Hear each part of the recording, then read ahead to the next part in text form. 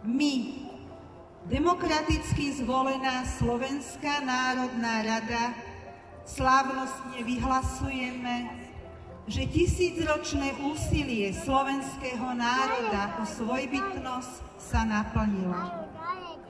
V tejto historickej chvíli deklarujeme prirodzené právo slovenského národa na sebaurčenie tak, ako to zakotvujú aj všetky medzinárodné dohody a zmluvy o práve národov na sebaurčenie.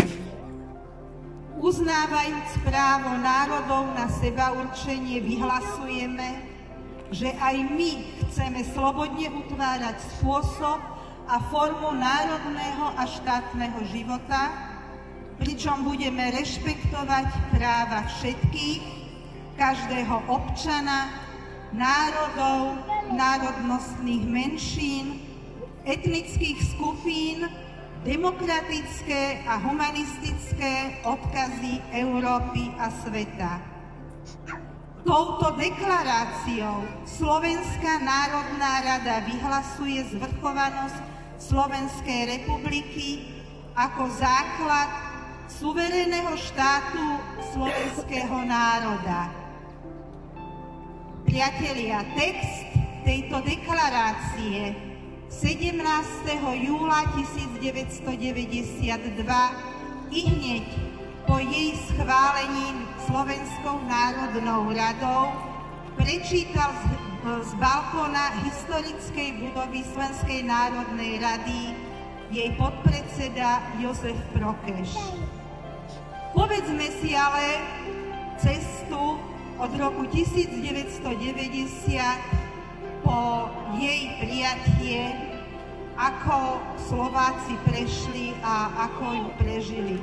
Zdá sa nám, že tých necelé 3 roky sú doba krátka, ale bola to doba celkom dramatická a doba, kedy naozaj Slováci oduševnene bojovali za svoje práva, ktoré ich predkovia už pred 1000 rokmi začali.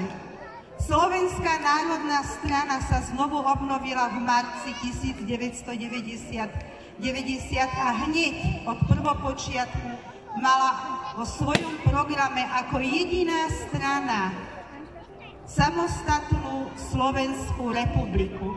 V tom období nebola žiadna politická reprezentácia, ktorá sa k tomuto cieľu prikláňala. Na tom poli nepolitickom Slovenskej národnej strane urputne pomáhala Matica Slovenska a ďalšie pronárodné spolky. Treba povedať, že mnohí z nich boli v Slovenskej národnej strane. Tí, ktorí presadzovali myšlienku samostatného Slovenska, boli častokrát havlistami, označovaní rôznymi hanlivými nálepkami, častokrát boli perzekuovaní a mnohokrát sa verejne aj báli priznať k tomu, že sympatizujú s touto myšlienkou, tak ako to mnohokrát vidíme aj dnes. Ale v rozhodujúcej chvíli vo voľbách v roku 1992 dali hlas práve tým silám, ktoré pokračovali v tejto myšlienke a doviedli ju do úspešného konca.